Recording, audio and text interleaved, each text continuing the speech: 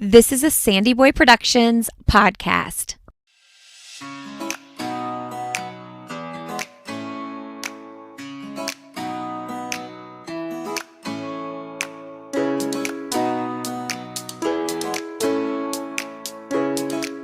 Hey everybody, welcome to Why is Everyone Yelling with Lindsay Hine. I'm your host, Lindsay, and I'm so grateful you're here today. This is a podcast for parents or anybody helping raise kids, and my hope is that you leave these conversations each week with a little something you can take and apply to your own life that's helpful. Today you're listening to episode 29, and I'm talking with Alissa Henry. Alissa is the TV host for the show Cash Explosion, a former news anchor reporter. She is a lover of reading and running. She has a 3-year-old son, and in this conversation, we are talking all things books, all things making more time for reading as a busy parent, and helping cultivate healthy reading habits with your kids. So many book suggestions in this episode. Get your pen and paper because you're going to want to write this down, or your notes app, or whatever. Actually, you know what you should do is subscribe to our newsletter so you can just get it sent to your inbox.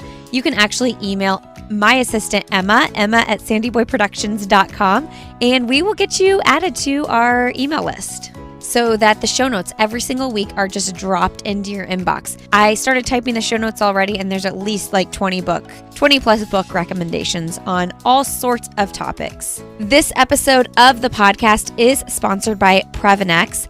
If you are looking for somewhere to get all of your vitamins and supplements, look no further than Previnex. This is where I get my multivitamins, my joint health vitamins, protein powder, and also kids vitamins. They have kids vitamins as well called Super Vites, and it's really cool. They have a give back program. Every bottle of kids vitamins that you buy for your family, they donate a bottle to malnourished kids around the world. They actually just hit their 1 million bottle donation mark, which is super cool. All right, and you guys can use the code Lindsay15 to save 15% off any of the vitamins, supplements, protein powder, kids vitamins, you name it. Go to Previnex.com, use the code Lindsay15, and you'll get 15% off. All right, friends, enjoy my conversation with Alissa Henry. Well, today on Why is Everyone Yelling, we have Alissa Henry on the show. Welcome to the show, Alissa. Thank you so much for having me. This is exciting to talk to you.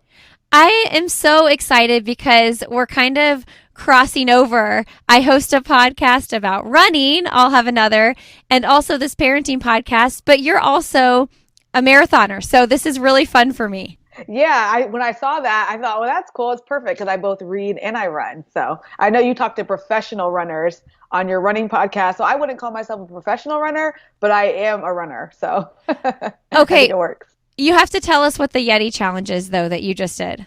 So when the pandemic first started, everyone was trying to think of like, should I bake more banana bread? Should I start running? So I was already running at that point, and several of my friends and I got together and did the Yeti challenge, which is you run 5 miles every 4 hours for 24 hours. So I think we started at 4 a.m. We ran at 4, 8, 12, and then I think 4, 8. I'm saying it wrong. We started I think 4 in the morning, and we ended at like 1 in the morning. Okay. So it was crazy, but in the end, you have run 31 miles. So that counts as an ultra marathon. One of the craziest things I've ever done, but it was really fun. And it's one of those, like when the pandemic first started, it's like, oh, this is this thing that we did, not knowing how long it was going to last. So one and done, one time doing the Yeti challenge. It was fun though. I do remember seeing people do that, and I was thinking, I will do nothing that will interrupt my sleep. You made a good choice, I think. It was fun like one time, but gosh, that was crazy. Oh my gosh. Okay, so one of the reasons I wanted to talk to you today is I am a huge reader myself, and we're going to get into finding time to read as a busy parent, as well as helping cultivate healthy reading relationships with kids. But you are also the Cash Explosion TV host, which is super fun. Tell us about that job. Yeah, it is. I actually host, like you said, the lottery show. It airs every week here in Ohio and in parts of West Virginia. And basically, people buy these scratch off cards. If they get entry on their card 3 times, they put it in a drawing, and we draw names every week. And every week, 8 people are on the show, and somebody wins at least $50,000. But if you get Wow. on the show, you win at least $6,000, and then you can win like 10,000, 25,000. So it's really fun because people win this life-changing money, and it's fun for me to be a part of that. Okay, question. If you ever won the lottery, would you tell anybody? I thought about that. I mean, if you win like the Powerball, that's like millions of Uh-huh. dollars, I probably would just take my husband and kid and just disappear. But if I won like on our show, you win like $50,000. Sometimes people win $100,000. I would tell people that. I mean, Yeah. that's, and you're on TV, so Yeah. it's kind of hard to keep a secret. But Sure. if I won tons and tons of money, I don't think I would tell anyone. What I about you? What know. would you do? Yeah, I know. Well, I think it would be really fun to, well, obviously, if you won millions or billions or whatever, you might upgrade certain things in your life, I'm sure. But it would be really fun to just like secretly have that money and like every time you go out to eat, just tip $1,000 and just be like, just super DL about it and just be able to help people like randomly all the time. I completely agree. I think that if people don't know and if you don't change your life that much, maybe upgrade a little bit, I probably would get a new car. Yeah. But yeah, and just be like that super generous person, and people don't know the source of that wealth. And that's one thing on Cash Explosion. People have done really cool things with their money. There was a woman we had on one time. I think she was a teacher, and there was a student who was disabled. And one of the things she wanted to do with her money was provide a special swing at the playground for this disabled student. And she did that with her money. And I don't know how much it cost, but it was really cool to see like the picture and, the young student like in the swing that she was able to provide with the money that she won. And that's just one of the many stories of some of the great things people have done with their winnings. I think that's just awesome. Okay, so how did you get into like I know you were a news anchor before you did Cash Explosion and this is kind of more of a work-life balance for you doing this show, being home with your son. But did you go to school for journalism? Yeah, so I went to Ohio University for journalism school. And when I graduated from school, I graduated during the recession. So I didn't get into TV immediately. I did some other things. I worked at Target, I worked at Chase. I had some other jobs, worked at my church for a little bit. But then eventually I got into television news locally, which if you're in this business and you're from a big city like Columbus or even Chicago or New York City, the dream is always to be on TV in your hometown. So I Mm. did get to do that. I worked as a reporter at a station in Columbus for about 6 years. And then I got a job as the lottery show host. And I did both jobs for a while, but then I just left my news job and just do the lottery show job. And it does provide a great work-life balance. I still get to do what I love, but I also get to spend a lot of time with my 3-year-old son. So it's pretty cool. Let's talk about reading. Have you been a lifelong reader? Like, did you grow up loving books? So I actually learned how to read when I was 3 years old, which now that I have a 3-year-old, I know how crazy that sounds. That's But my crazy. sister was learning to read. Right. She was, I think, 5 and a half. So while she was learning to read, I learned to read over her shoulder. So I've always loved reading. And I think that because the way I learned to read was like very casual and like, oh, you can read now. Great. So it never was really like a Mm. pressure type thing. But I've always loved reading. I haven't always prioritized reading as I became an adult. Like when I was a kid, I read a lot of Babysitter's Club, Sweet Valley High, Oh, Beverly Sweet Cleary Valley books, Judy High. Blume books. Yes, like all those books, I was all into them. Boxcar Children, Choose Your Own Adventure. But then as I got older, I didn't prioritize reading as much. But just in the past, and I've read, like I would read books off and on, but in the past couple of years, I've really started to prioritize reading again. And last year is when I read, I think, 109 books in one year, which I don't know how many books I read as a kid. I read all of Babysitter's Club. So that was like 200 books, but I don't know how fast I read them. But I do know that 2020, as far as I know, is the most books I've ever read in one year for sure, like by far. That's so many books. Yeah. Where do you track? Do you track them? Yes. So I track them on Goodreads. Okay. And Goodreads it's not a great platform for what they're trying to sell it as, like the social media reading platform. It's really not great for that, but it does a great job of, if you want to look at reviews, track what you want to read, what you have read. I think it's a really good app for that. Okay, yeah, I go through cycles where I like, oh yeah, I haven't got on Goodreads. I need to track this. But like, if they're trying to do that, is somebody else doing it better? What do they need to do to make it better? I think they need to change the interface. I feel like it's just it hasn't changed in I don't know 5 or 10 years maybe. I got on Yeah. Goodreads for the first time years ago, and I just recently started like really tracking my books. I'm on there all the time, and I don't know. There's something about it. It just doesn't. It doesn't. I think it's like it's not the only thing out there, but because I already have books on the app, I feel like I'm committed to using it. Right. But I think they No. can make the interface cleaner. They can make it easier to use, easier to find people. I mean, I think that they could do a better job with it. But it works for tracking books. I highly recommend it for tracking books and reading reviews. Yeah, I mean, it would be really fun if there was a system on there where like I could find you and I follow you and I can follow all the books you read and you have something similar to Instagram where you have like a story where I can see, oh, this is what she read this week, last week, or whatever. And it's not very pretty either, like you said. Right. You can find people on there and you can follow people, but it's just not as easy as it is like with Instagram or Facebook. And you would think that the people who run it are on these other platforms. They Right. can see how good they are. I'm like, I don't agree necessarily with Facebook taking over the world, but I'm Right. like, maybe Facebook could take over Goodreads and Yeah. make it better. That I would be on board with for sure. Oh my goodness. Okay. So I heard you say this and I resonated with it so much that when you're looking at books to read that you won't read a book that is your worst nightmare. Yes, that is something that I finally was able to put words to it. I think sometime last year I was reading a book about a woman who I think her husband had died and she didn't know who did it. She Mm. like walked in the house and he was dead, and I was like, yeah, I'm not going to read this. I mean, I think that it's sometimes it's hard because fiction books.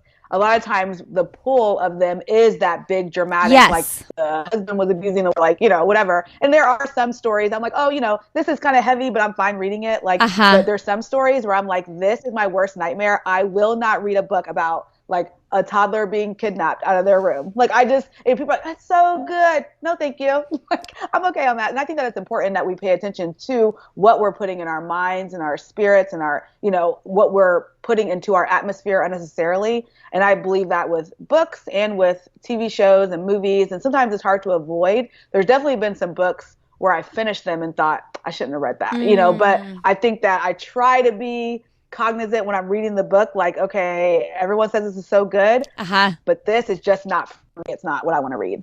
So do you go to the library or do you buy your books? What does that look like? So I love our library. It's about 5 minutes away. I drive past it all the time, and I'm always stopping there to pick up books that are on hold. I do buy books. I try to shop independent bookstores when I Yeah. can, but I also shop at Barnes and Noble. I buy books from Target. I buy books from Amazon. I read audiobooks a lot, and so I subscribe to both Scribd, which is it's like a Netflix for books. You pay for a monthly fee, and you can read as many books on there as you can read in a month. I also subscribe to Audible, and I also get Book of the Month, which is a Mm. subscription book. You pay like I think it's like the first box I think is $5, but after that I think it's like 10 or 15, and then they send you a book every month, but you get to pick the book, which I like that. So yeah, I do the library a ton, but I also do buy books as well. Okay, I've thought about doing Book of the Month Club and I can't hmm decide. Sell me on it. So I like it. I mean, they every month, like April, we're in the month of April right now, and every month they have 5 books, and some of them aren't even out on the shelves yet. Some of them are books that maybe you've heard of, and they have a summary of the book, and then they have some popular reader or author write their own summary, and then you can pick out a book, and then they'll mail it to you. What the benefit of that, especially if you buy books, is that Book of the Month is way cheaper. So like Kristen Hanna's book Four Winds, Mhm. for instance. That's a very popular book. It was on there, and if it's your first month, it's only $5. I think it's $14.99 a month if you keep with it. But a hardback book is about I think $25-$30 Mhm. sometimes. So you're getting the book at a huge discount, and they're like curating the books for you. If you read all the summaries, you don't like any of the books, you can just skip that month. So you're not paying to get books if you don't want them that month. So I like it, and a lot of people who are a part of it are like, oh, this is the book I chose. This is the book I chose. So if you and some friends all are in that Book of the Month club, you could pick the same book and then read the same book together. And that's kind of cool too. So I like it. I think you can try it for like $5 and it's worth it. I love the idea too, because when I finish a book and I don't have another one teed up, I have that like post book depression, kind of like post marathon depression. You're like, you have the blues, like, what am I supposed to do now? And I need something like right away. That's one of my tips for reading.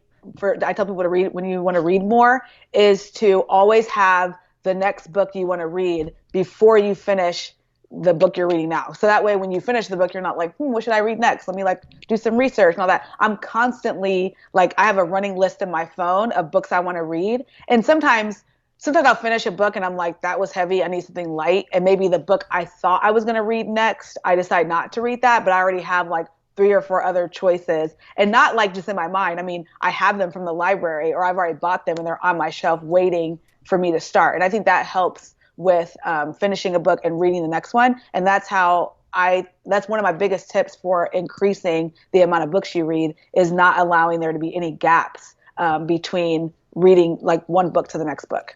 That is such a good point, because you finish a book and you're on a roll because you're into the book. And then you get out of the routine, the habit, because you don't have one teed up, and then 2 weeks go by and you're like, Okay, so that's a good segue then. So we're going to talk about tips now. That can be your tip number 1 if you want it to be. But let's do tips for if you're a busy parent or just anybody who has a full plate like most people do. What are some tips that you have to make sure you're getting in more reading if you want to do that? One of my big tips too is audiobooks. And I know audiobooks aren't for everyone, but I think if you listen to podcasts, you probably would like audiobooks also.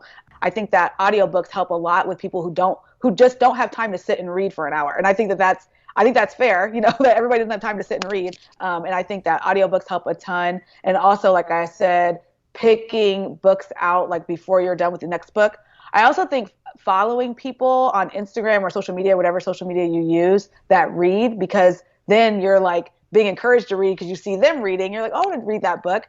And I think quitting a book if you don't like it, I think don't try to slog through, because it just makes it not enjoyable. This isn't, high school English class. You don't have to read the book. So I think that if you're reading a book and not enjoying it, I think just putting that book down and picking up another one helps you keep reading. You don't want to dread it because it shouldn't be a chore. It should be fun.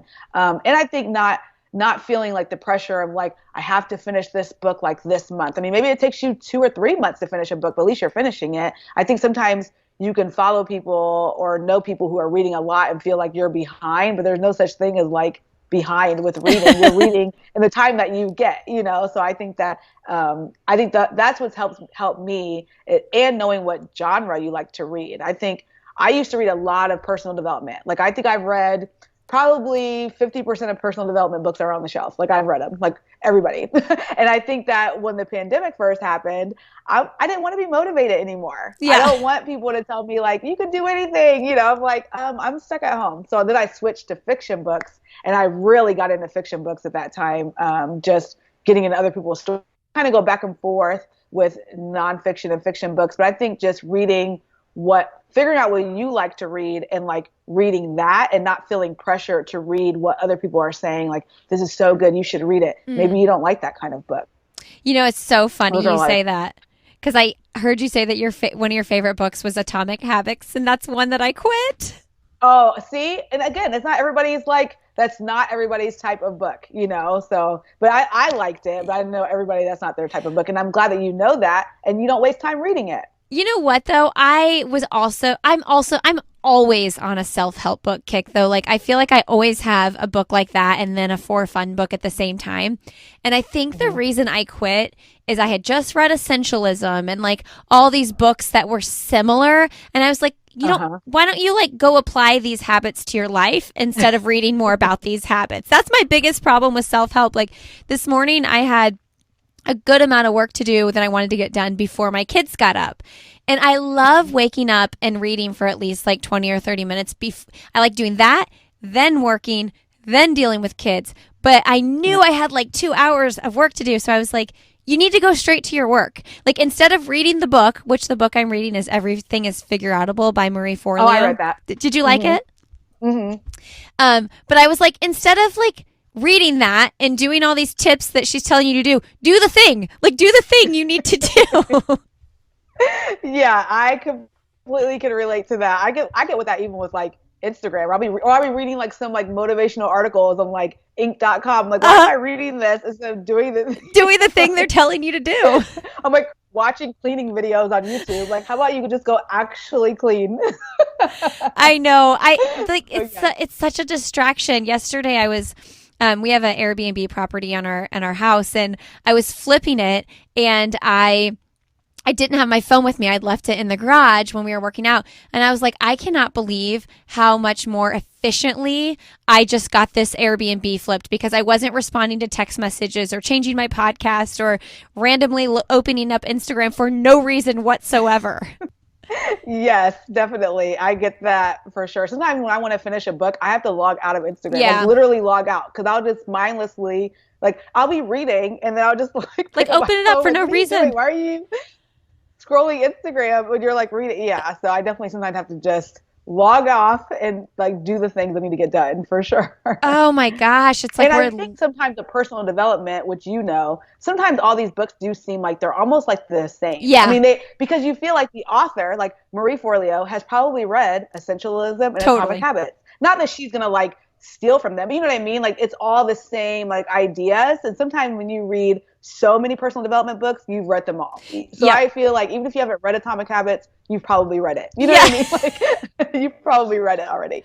Right. And I probably, if I hadn't just finished Essentialism, I would have been like all up on Atomic Habits. Like it would have been a great read Right. for me, but it was like too much of the same thing. Let's move to tips for cultivating healthy reading habits with your kids. Okay. I feel like I have failed on this with my oldest, he's 8. My husband, like your husband, isn't a big reader. And he's like, it's not a big deal. Not everybody's going to love to read like you love to read. We read almost every night with the kids. Some nights we skip it because I'm like, just get them to bed. But I know I could do a better job. So, what are your tips? So I mean, and again, my son is 3, so I haven't even gotten there yet. And I think that with reading, it's like anything else. You want your kid to love what you love, and it just doesn't always work out that way. Like my Mm-hmm. dad wanted me to be a computer systems analyst, like he was, and I ended up being a journalist because that's what I wanted to do. And I'm sure he felt like he failed in like getting me interested in computers. And I'm like, you didn't fail. You just like I just don't didn't like that thing. So I think that and when your son's 8, I mean, he still has so much more life to live, and reading of love of reading to cultivate, which I know that you already know that. But with my son, the big thing I focus on now is just trying to model for him Mm. reading, because I do a lot on my phone, and I notice that he will pick up my old iPod and pretend it's a phone. And so again, I'm not trying to model being on my phone, Right. but because I'm on my phone, that's what I'm modeling. So I try to do that with reading, where I'm like, I try to like we're in the playroom. If he's like busy doing something, I can read my book like on the couch, and he like sees me reading. Mm-hmm. And I think that that's important. And I also try to read to him. We don't always read every night. I try to, but like you said, sometimes it's just time to go to bed. Like Yep. we're not doing the Just book get thing. out of here. But I also try to read in other parts of the day, because I know that the whole good night story thing isn't always going to happen. Yeah. And we get a lot of books from the library. I highly recommend library holds for books for kids, because sometimes you don't have time to walk around the library with your kids trying to look for books. You're trying to read the back of it, flip through, make sure nothing is in here that you don't agree with. I mean, it's just really hard to do the whole library thing with kids, especially when they're little. So I like to follow a couple of different Instagram accounts that post about children's books. There's like, I think Here We Read is one of them. Begin at Home is another one. Diverse Reads is another one. Mm. There's just several different like kids book focused accounts. So even if you look at the hashtag kids bookstagram, then you'll see some. And then from there, I can go on the library's website, put in a couple of books, put them on hold, then just go pick them up, and I can take them home and read them. And there's no like monetary commitment there. So if I do pick up a few books, I don't like them, I didn't really lose anything. Mm-hmm. So I definitely think the library is great for kids and looking at children's books. And I think just like knowing your own capacity. Like I don't love long books. Like I don't want to read my son a long book. He doesn't have the attention span for it. I don't have the desire to do it. So to me, whether the book is 5 pages or 50 pages, I still read to him. So I try to pick out books that that I know that I'm going to want to read from start to finish. And sometimes, like, honestly, I'll look at the book. I'm like, oh, this is way too long. And I'm like, we're not doing this one. But, and sometimes they're like good stories and it's worth sitting there a little bit longer. And sometimes it's him sitting next to me, like looking at the pictures. But a lot of times it's him doing somersaults off the couch and building magnet tiles and running around the room. I feel like as long as there's not like other audio in the room, like the television, or if he's not screaming at the top of his lungs, then I think it still counts as me reading to him. I'm reading and he's listening. And I've actually been surprised at what he has absorbed when he is running around. Sometimes I like to do books that have sound effects, like stuff that will like attract his attention. Like the car says zip, zip, like that. So then he'll like zip, zip while he's running around. So I'm like, good, he's listening. So I think finding those books that he likes, and he loved repetition, so finding books that I don't mind reading over and over again helps too. Like Elephant and Piggy are really good books that he likes. There's just a lot of different books, but I also think for parents, like not putting a lot of pressure on ourselves, because I think that if we're reading to our kids and we're like trying to model reading to them, it's kind of, just we have to hope for the best after that. I think that's true with like everything with parenting. Okay, and what I've learned in my long life of parenting for years. No, but that's so good.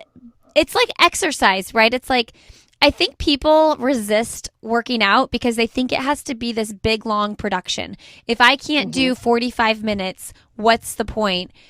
And it's like, no. America, people, go walk for 10 minutes. If you're not doing anything, go walk for 10, 15 minutes, because consistency in small amounts far outweighs 2 times a week committing to 45 minutes.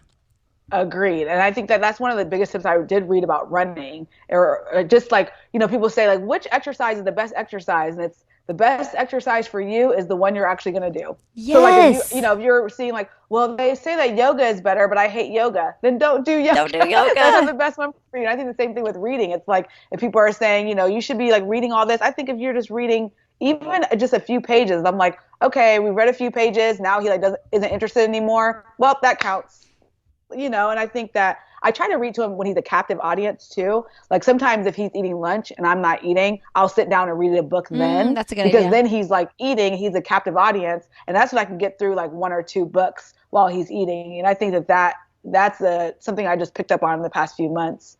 But yeah, I mean, I think finding that time to read and then like not putting pressure on yourself to feel like you have to read all these books all the time, every single day, I don't think that's as necessary. And it doesn't have to be this like 30-minute commitment. I also love that you said your son's like doing somersaults and stuff, because I have this, one of my kids will sit down. If we separate everybody and we get everybody in their different spaces, my husband's doing one of them, I'm doing this one, the other 2 in their room.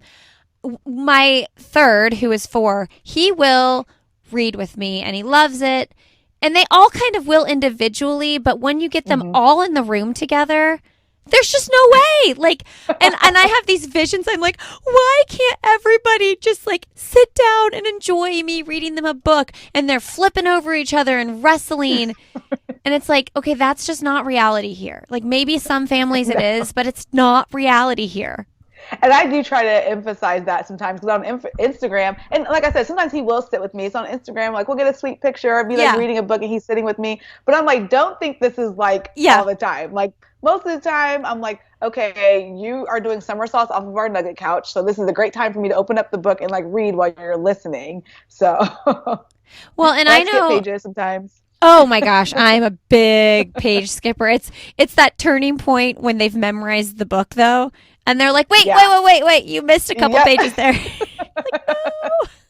Because some of the Elephant and Piggy books are long. They're so only long. 1 word of the page. It's like 50 pages. I try to skip and he has it memorized. So he's like, he'll run over when I thought he's not paying attention. He'll run over, like flip back like this page. I'm like, okay, glad you're listening. Well, and my other tip for the bedtime thing, and I don't always do this, but I sometimes try to like once we eat dinner, just like not be anywhere near my phone until bedtime, even if it's just like an hour. And I mess up sometimes. I go check things or whatever, but if I can just like totally be in another room and just solely focus on that, I know I'll get more reading in. I know I'll get through bedtime. happier, more peaceful, and really quicker for the most part. It is amazing like how much of a time and a distraction like suck like the phones are. And they're so like, useful, and I don't even know how people parented before you could Google everything What did you instantly. do? But I mean, it is amazing the productivity level that I get when I just put my phone in a different room, and I'm like, I need to do that more. Or like if my Yes. phone's dead, I don't charge it. I'm like, actually that was kind of nice. So So nice. that is a good I, tip. I know Yeah. when we just went to North Carolina, they didn't have Wi-Fi for the first 3 nights of the house we stayed at, and I almost just felt this like sense of relief, like, oh, Yeah. it just won't be an option. Hey everybody, a quick break here to tell you about my favorite nightly beverage. This is the Beam Dream Blend. It is a delicious blend of sleep-enhancing vitamins, minerals, nano CBD. This healthy take on hot chocolate helps me wind down every single night. I get my kids to bed. Victory. Every time you get your kids to bed, it is a victory. And then I sit in my bed and put my favorite mindless show on and sip my dream blend. This product does have a natural CBD in it. It is THC free, third party tested, and the highest quality extraction. This is helping me sleep better every night, and I don't mess with sleep. I wouldn't say that if it wasn't true. Go to beamtlc.com. Use the code Lindsay15 to get 15% off. Let me know if you try it out and you are experiencing positive results like I am. That's beamtlc.com. Use the code Lindsay15 to get 15% off. Link to that will be in the show notes. That can be delivered to your inbox. If you email Emma at sandyboyproductions.com, we'll get you added to that. All right, friends, enjoy the rest of my conversation with Alissa Henry. Okay, so we have to get into the 109 books you read. Tell us you mentioned books of Instagram or Bookstagram. Is that what it is? Yeah. Where are your other places and Goodreads? Where are your other lists or people? Do you have anybody specific that you follow that you're like, they always have the best book recommendations? I actually like some of the celebrity book clubs, which is kind of weird to say, but they do a good job. Like Reese Witherspoon's book club and Jenna Bush's book club and Oprah's book club. They do a good job of picking out books.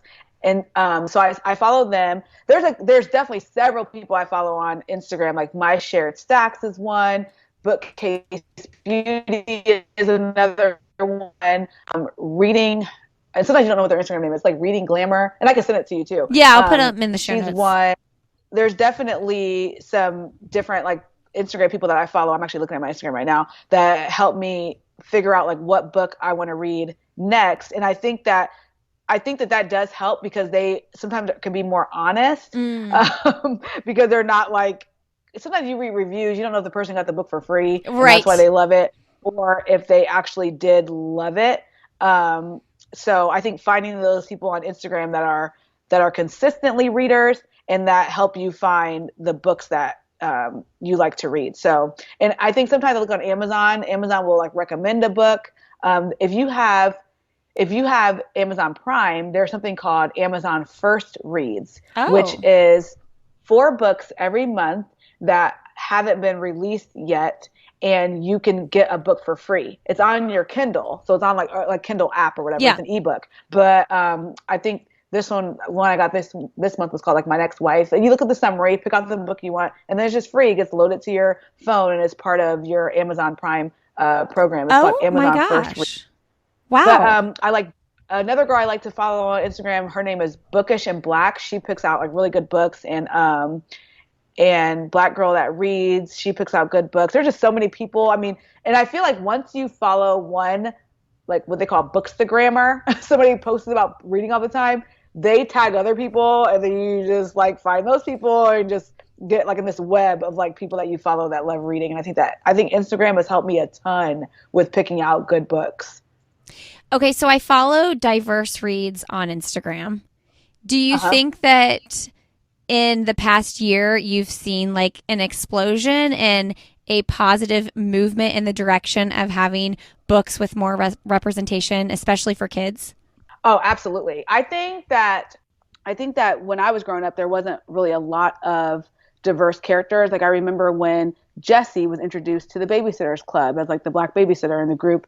I remember Addie being the American Girl doll. That her story was that she was a runaway slave, which I was 7 and didn't really understand that. Wow. But and not that there weren't like other characters, but I feel like there weren't nearly as many as there are now. I think that's so fantastic, and there's so many different like Instagram accounts that post about books of diverse characters. And my son is biracial, my husband is white, and I'm black, obviously. And so I try to find books that showcase biracial families, and I try to showcase books that show like black kids and Asian kids and white kids, and even like kids who are who live with disabilities. I found a book the other day. It was about a little kid who was nonverbal, and I think that like just showing my son, and again he's young, but I think getting in the habit of showing my son people who look like him and who don't look like him in various ways, not just race, like in all sorts of different ways. Like there was a book about a little boy who was deaf, and I thought that was, that's great to like show him kids that encompass like the wide variety of the types of people. And I think there's more and more books like that, and I think there's more and more exposure for those kinds of books, and I think it's important for our kids. I'm sure you have a ton, but do you have any favorite books that talk about biracial families? Man, there's like, and I guess when I say like, I think they show biracial families, but it's not always like, it's The not topic. about that. Yeah. If that makes sense. Like there was a Thanksgiving book I got incidentally, and I opened it up and I'm like, oh my gosh, the mom is black and the dad is white. I love this book, which is like so funny. But I think like there's a book called Quiet, for instance. I like that book because it's the dad with the daughter. A lot of books are all about mom. And so that's a good book that's about that. It's not even about the dad. It's just the dad and the daughter. And that book is called Quiet. Help Wanted Must Love Books is a good book that shows a black family. It's a dad and a daughter. I like that.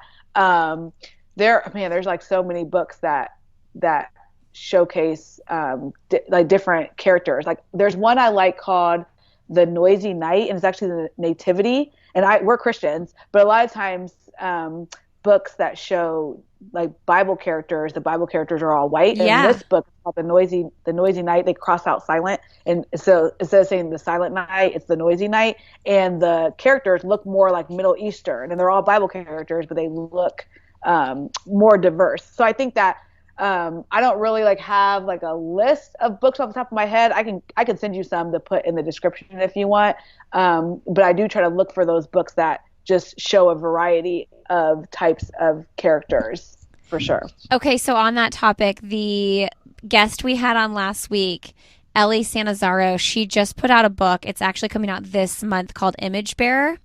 And it is a Christian book, but the whole purpose is that like every child is an image bearer of God. And she highlights all kinds of different children of different races, ethnicities, disabilities. Her son has Down syndrome, and so that was the kind of like motivator behind. I think she thought of the book maybe while he was in the NICU or so. I can't remember the whole story behind the birth of it, but I think that would be a really good book for people to check out. Oh, absolutely. I'll look for that whenever it comes out and see like if you have it on your Instagram or something like that. Yeah. So that's, again, it's weird to say like, but Instagram like helps me find tons of books. There's one called like Alphabet for Humanity, and that one is not at the library, but I got it from Amazon, and it's like A is for acceptance, like D for diversity. So it goes to the alphabet, but it uses like words like for humanity, which I think is a really good one. There's just so many good books out there, and I try to do, like I said, a mix, because I don't want him to feel like everything isn't a Black history lesson. Like sometimes you're just reading a book, Right. So I think that just having a range of characters in the books is really good. And then having those that are targeted towards, like, I think there's a Sesame Street book that's like, we're all different, we're all the same. I think that's a Sesame Street book. And I get that, I think that it's just, there's a lot more books out there like that. And I think that's fantastic. We're all different, we're all the same. I love that. What a simple message. I love that. Yeah. Because in a lot of ways, we're all, the same, even though we're all different. That's so good. I was gonna say I loved your point about the library because man, I go to the library with my kids. I usually just take the big ones, and my 6-year-old he tries to leave the library with like 97 books. Hey, that's a good thing though. I know, but A, he'll read like 2 of them. B, we will lose half of them. And I come back to the library the next time with like, you owe $27 Oh to my the gosh. library. So I love the idea of like putting holds on so you can just Mhm. go pick them up. Not that exploring the library isn't great sometimes, because I always try to be like, you can do 5 books. And then Yeah. hands down, we will always leave with at least 15 per kid. And I'm like, how do I keep track of all these books? And you have to check your library because a lot of them are starting to have these programs where you tell the library the age of your kid and their gender, which, and then what kind of books they like. And then they will pick out books for you and like put them on hold for you. You don't So have to look at good. all. So that my library recently implemented that, and I love that because I'm like, look, he's 3, he like loves books that make noise, as you're reading, or books about the alphabet or colors or numbers is what we're working on right now. And so they pick out like 5 to 10 books, and I just pick them up. And again, there's no monetary commitment. So sometimes they're great, sometimes they're okay, but it's a really good way to save time and also be constantly refreshing the library. I also try to keep his library books separate from the books Mm-hmm. that he owns because I've actually accidentally returned books that were books that we owned, and the library called me like, "Hey, I think these books are not ours." And I've also lost library books around the house where I'm like, "Where's that library book?" So I try to keep them separate. It's not always easy, but I try to keep them like in a space that's just for library books because it is easy to lose track of books everywhere. I know I always say I'm going to have a library basket, and then something always happens. Something gets moved. I find one like under a bed, which I'm like, great, that's good that you have library books in your bed. I love that. But yeah, I know. I always have the best of intentions for having that Right. specific library book spot. And just like everything else, I always have the best of intentions to have organized this, that, and, like Uh-huh. tubs for, school stuff that we're going to keep so that we don't have just piles everywhere. But yeah, I'm just not always Hey, that the organized. intention is there, so Yeah. that's good. Got the intention there. Okay. Lastly, with the 109 books that you read, what were your favorites? Do you have a list of Oh like my a couple gosh. of your favorites? I think the favorites are like categories. So if you're truly interested, like what was the best memoir, what was the best nonfiction, but I always recommend if you like suspense books, The Last Flight by Julie Clark is so good. That was a good like escape book from like everything going on. Okay. That book is about 2 women who are trying to get out of their lives for different reasons. They meet at an airport, incidentally, switch tickets, and then they get on different planes and everything like goes from there. So Oh, that that's sounds so so good. It good. like hooks you right from the beginning. That's a good one. Like I said, I loved Atomic Habits. I know that's not everybody's favorite, but I think it does a good job of talking about forming good habits in your life to make your life better. Memoir wise, I love Michelle Obama Coming. I know I saw that book, but it really was her book was really good. I also liked Alex Trebek's book. I read that though right before he's the Jeopardy host that passed away, but his book is a quick, easy read. Jerry Seinfeld's memoir was also good. It's 6 hours of stand up. Like that's all the book is. So when you're listening to it, he's just doing his stand up like constantly, and it's so So funny. you I need to thought do that was audio really for that one. right. I think audio for Jerry Seinfeld's book Oh, I'm is a doing good that for one. sure. Yeah. I love But yeah, Seinfeld. there's been like so many good books. The Vanishing Half was good. I read that There's one. just been, yeah, that was a good one. It was different than what I expected, but I thought it was really good. And there's been, I think Such a Fun Age was good. I also like to read books that are like a TV show or a movie. And Little Fires Everywhere that Mm. starred Reese Witherspoon and Kerry Washington on Hulu. The book is very different, but I like both the book and the show. And I also thought Such a Fun Age reminded me of Little Fires Everywhere, and that's a good book Oh, too. So really? Okay. yeah, if you watch Little Fires Everywhere, I feel like Reese Witherspoon's character is the character in Such a Fun Age, and Reese Witherspoon recommended both books, so I feel like she like switched the characters and played. I don't know. It's kind of hard to Okay, that's explain, but so yeah, interesting. Okay, no, I Such see what a you're Fun Age is saying. good. Yeah. So, but yeah, I mean, there's so many like there's a if you're interested in kind of like the social justice movement that happened last summer. There's a book that's called They Can't Kill Us All, and it's by Wesley Lowery. And he wrote this book prior to the social justice movement of 2020. I think it came out in 2019, but it almost gives a backstory and explains like the Black Lives Matter movement and some of the different cases that led to what we all saw last summer. It is so good. He's a journalist for the Washington Post. He went to Ohio University actually, which is where I went. But it's a really good book about that.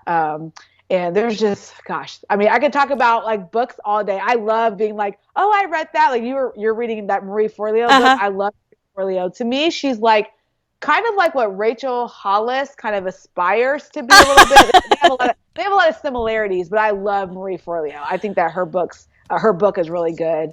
Her YouTube videos are good. I never got into Marie TV or anything like that, but I knew like her B School and everything was great. Man, Rachel Hollis has herself into some hot water right now.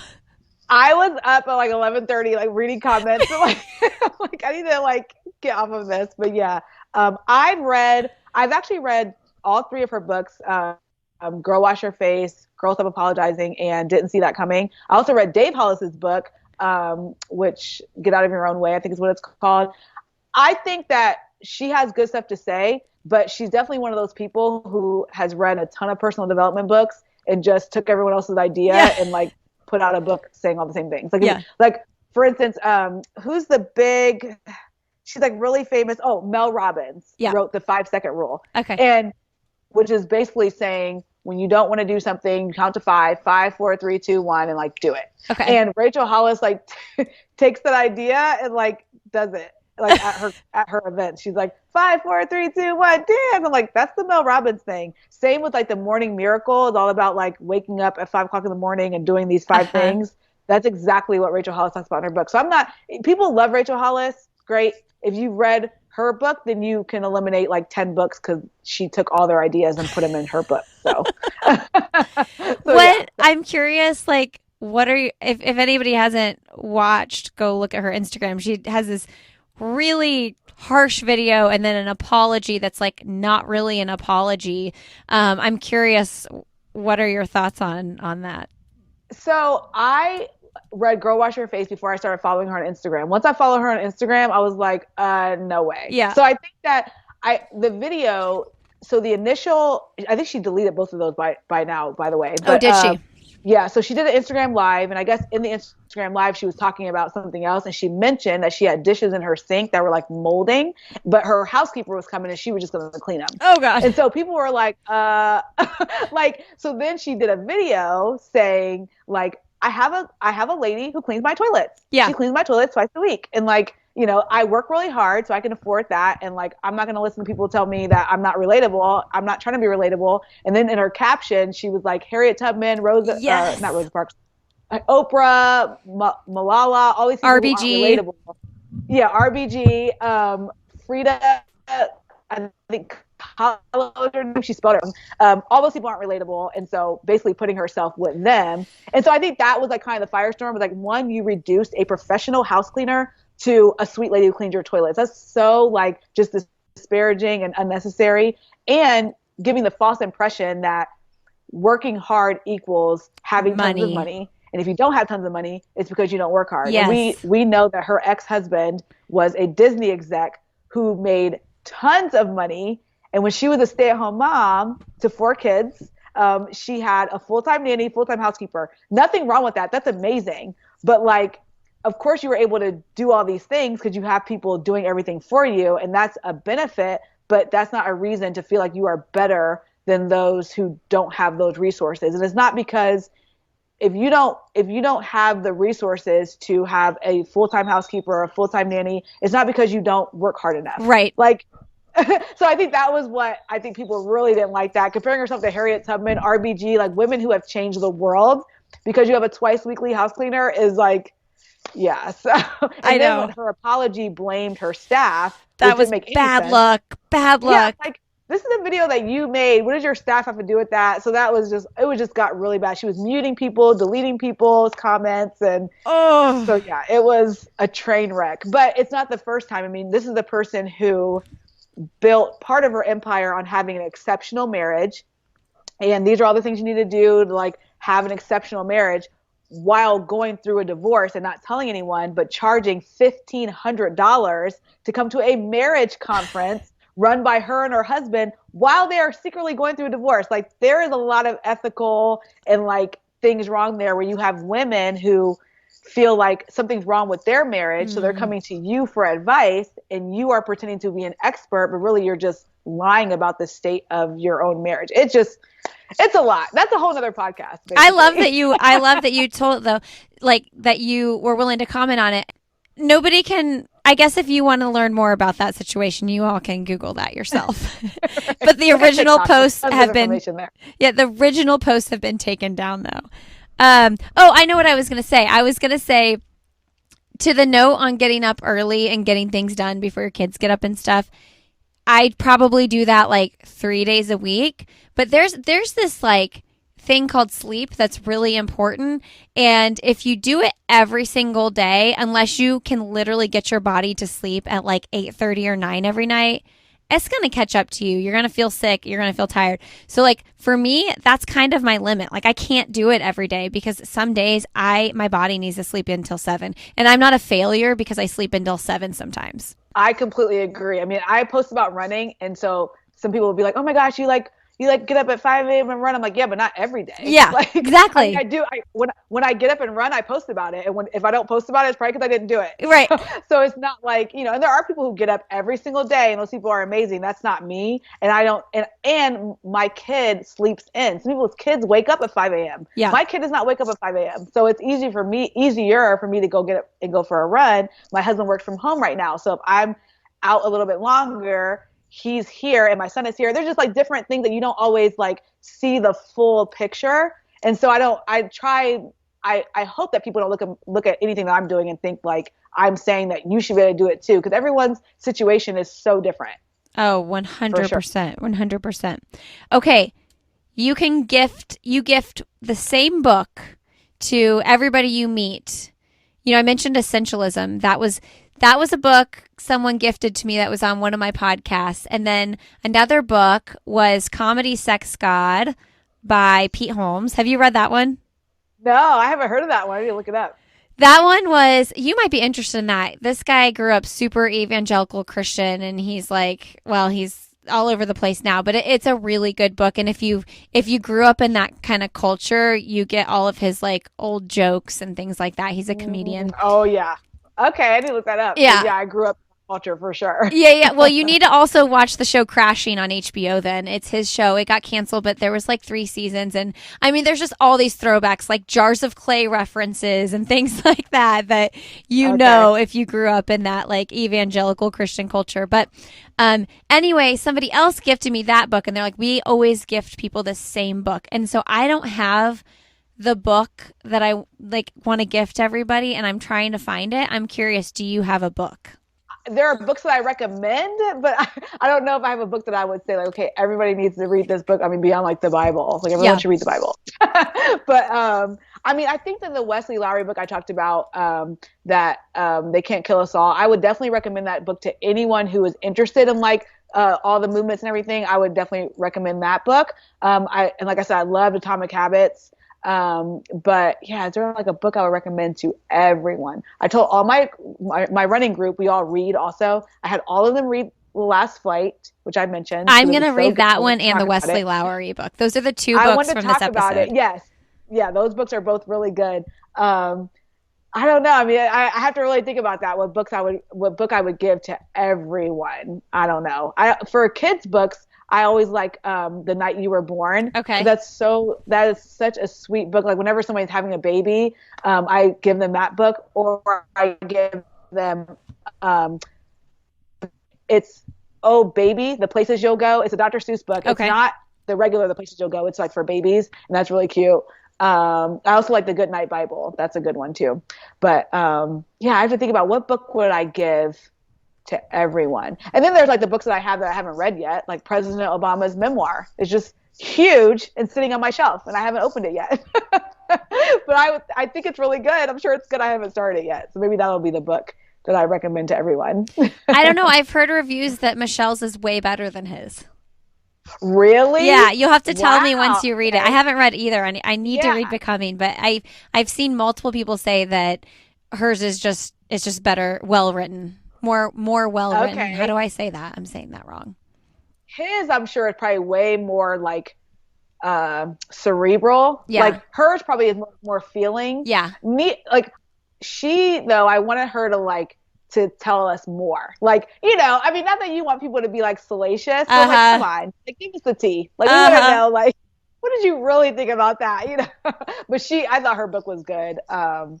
Another book I guess I would recommend too is it's a book called We Were 8 Years in Power. And I think a lot of people have been very interested in like race in Hmm. America. And I think We Were 8 Years in Power does a really good job of talking about America from like slavery through the Reconstruction period, through Jim Crow, through civil rights, all the way through like Obama's 8 years in office and like housing discrimination and like schools. I mean, it does a really good job of like talking about all of that in like one book, and it's just really informative. So We Were 8 Years in Power. Maybe that's another good one. So yeah, there's tons of books though. Tons. I read Joel Osteen, all kinds of books. I'm so glad you recommended that because that one and the Wesley Lowery book, I had not heard of either of those books. And I mean, I've read, Just Mercy and some other books, I that haven't read that one. you haven't read it? No, I don't like What? incarceration and all that. I Okay. anything to do with like I hated Shawshank Redemption, which I know Yeah. everyone loved that movie. Anything where people are in crime for or in prison for a crime they didn't commit, like I It's a physically tough can't. pill to Like I swallow. just That's a hard one. Yeah, don't read it then. Don't do that. and Don't I do think the that worst nightmare thing. right. I think that there was a time like last summer a lot of people were recommending books, and the two books that I mentioned, I don't think made any of those like really popular No. lists, Yeah, like White but they are so Fragility. There were good. so many. Yeah. Right. And there was another one that was by Austin Channing Brown that was Yes. I can't remember. Oh, I'm I'm Still still here. Here. That Yeah, yeah, was, yeah. Is that one but good? no, I think yeah, I thought it was good. I thought it hit very close to home because she talks about growing up and going to white schools and like a more church with like more white people in it. I felt like it hit very close to home. I don't know if I liked it. I don't know. I don't know if I Mm. liked it, but I did like it. It was just I think that We Were 8 Years in Power and They Can't Kill Us All are like they're more informative and less like about the author. I think Sure. sometimes these books can be like about the author's experience, which is fantastic, but the two books that I recommended are more like research based and less like about like the author's anecdotal life, if that makes sense. I'm gonna get through it because I think the 8 years we were 8 years. What was it? We were 8 years We Were 8 Years in Power. in power. Oh, and is that referring to the Obama administration? I think it's a double entendre because it talks about the Reconstruction period. And so right after slavery ended, there was Reconstruction where like there were a lot of Black people who were able to run for office and were able to like own businesses. And there was like this period of Reconstruction where they were trying to get the former slaves really to like have a positive entry into like normal integrated life before Jim Crow, before the Jim Crow laws had segregation in schools and water fountains and restaurants. Like there was an 8 year period between slavery and Jim Crow laws where they say we were like 8 years in power. It's so that's like it was a sentence that one of the former Black senators had said. And so then it also talks about like Obama's years. So you see what I'm saying? Like he's kind of like using that We Were 8 years in power, but it's not about he's not talking about Obama's years. He's talking about Reconstruction. It's interesting. You have to read it. It's good. Okay. When Obama was voted into his presidency, where I worked with a lot of people who were Black, and I didn't at that time. Now looking back, I'm like, I didn't understand the significance of what that was to those people that I worked with. And that Uh-huh. that makes me really sad now looking back that I didn't realize like how big of a moment that really was. And I think that's one of the really really powerful things that has come out of this like revolution over the past year is just those little tiny realizations that we all kind of needed to come to.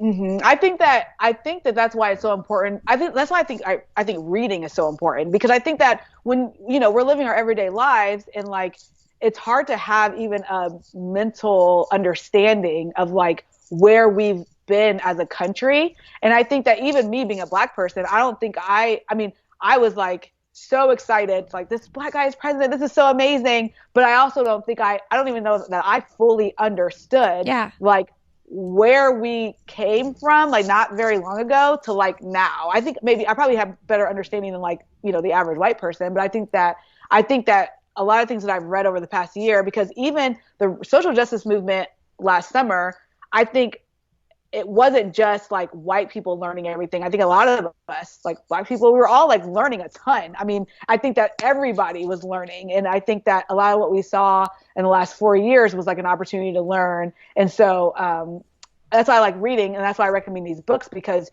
you're like, oh, that's why, like, that's what projects are. That's why, like, this is why Black people don't own houses at the same rate as white people. Like, oh, that's why these people didn't support the New Deal. That's what was wrong with like, the moral majority. And this is why Martin Luther King didn't like, or this is why Jerry Falwell Sr. was against Martin Luther King. Like you don't like learn these things like in the classroom, kind of like you learn it like through reading. And I think I think reading is a good opportunity to learn things and kind of put things in context. But yeah, I mean, whether everyone was as excited when Obama won doesn't take away from Black people's excitement in any way. So don't feel bad. Like, I mean, they're fine. It was like so exciting. It doesn't matter who like was excited to or not. I think back to the exact moment when James, he was the bus driver. I worked at a senior center, and he came in with his arms in the air for O, and he was just had so much pride. And I just look back at that moment, and his pride was for so many more reasons than I even, I mean, I still don't understand, but at that moment, I really didn't understand. And I will never forget that smile on his face. And it makes me want to call him today. I haven't seen him in years.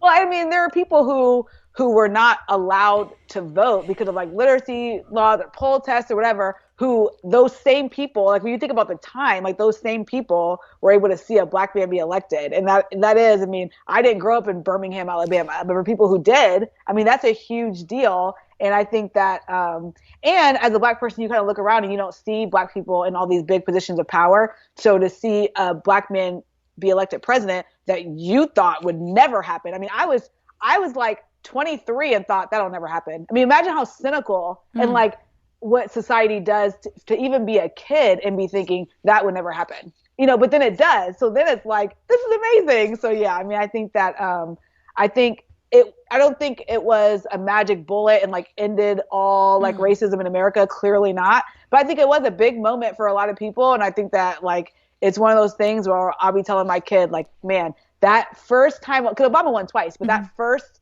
2008 election was like so exciting. I was interning at CNN in Atlanta, and I remember when they announced he won, they were like, "Don't clap," because some of us were like, "Whoa!" You're supposed to like, because you have to be like you can't like be on one side or the other in the news. Right. Yeah, I was an intern. I was very excited. I ran outside, and like people were in Atlanta with all their windows down and blowing the horns. I mean, it was like that was so exciting. So, oh, that's so awesome. And I'm sure some of my fellow like white interns are like, it's not that serious, but maybe it was for me. Maybe like me, like maybe now, like me, they're like, I get it now. Like I see now. Like what was I so blind to?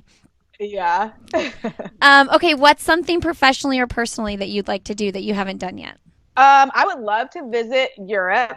That's something I've never gotten to do. I've gone on cruises, but I've never gotten to go, so like over to Europe, London, Paris, Italy. I would love to like just see the world. I would love to go to Africa, like go to Kenya. I would just love to see the world. Professionally, I eventually want to get back into working news, and I would love to be a morning news anchor because I love mornings. So working on like Good Morning America would be amazing. So that's like crazy, but I would just put it out there. I'm all about it. Yeah. If we're going to take anything from our Rachel Hollis conversation, just throw it out there and just say it. Out there. Yep. Okay. And then what is your last message that you'd like to leave with our audience today? I would just say that reading is a great way to just enrich your life and make your life better. And I think making time for reading is something you will never regret. I think that you might regret a book you read, but you won't regret like the time you spent reading for you, for yourself, and for your kids. I think reading is like just amazing and everyone should do it. I love it. Thank you so much for doing this. Yeah, thanks for having me. This was so much fun. We could talk for like another hour. I have to go get my son from preschool though, so. I know. Okay, everybody. Thanks for being here today. Thanks, Alissa, for sharing your story and giving so many great book recommendations. You can find Alissa on Instagram. She is Alissa Henry, Alissa Henry TV. You can find this podcast on Instagram. We are Why Is Everyone Yelling over there. You can find me personally on Instagram. I'm Lindsay Hein 626. Big thanks to our sponsors, Previnex and Beam, for supporting this podcast. You can use the code Lindsay15 and get 15% off products from either Previnex or Beam. All right. Have a really great rest of your day. And hey, if you enjoyed this show, make sure you leave us a quick rating and review and share it with your friends. And we will see you next week on Why Is Everyone Yelling?